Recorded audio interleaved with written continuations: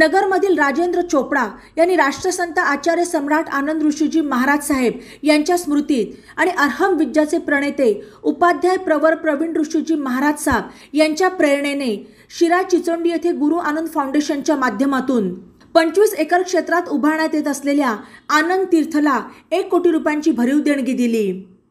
त्याबद्दल त्यांचा जैन मंदिराचे अध्यक्ष सुभाष मुथा यांनी सत्कार केला।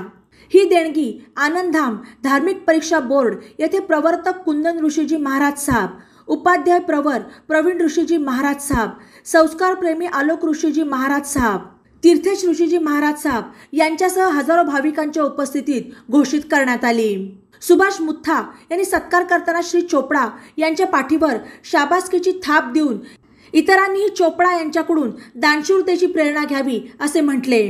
या सत्कारावेळी जैन मंदिराचे अध्यक्ष सुभाष मुथा, माजी आमदार दादाभाऊ कळमकर, कचरादास लुंकड, धरमचंद कोठारी, जयकुमार मुनोत, किशोर विराणी, विनीत मुथा, विठ्ठल भोरे आदी उपस्थित होते। बातम्यांसाठी ई नवा मराठा यूट्यूब चॅनलला सबस्क्राईब करा आणि बेल आयकॉनवर प्रेस करा।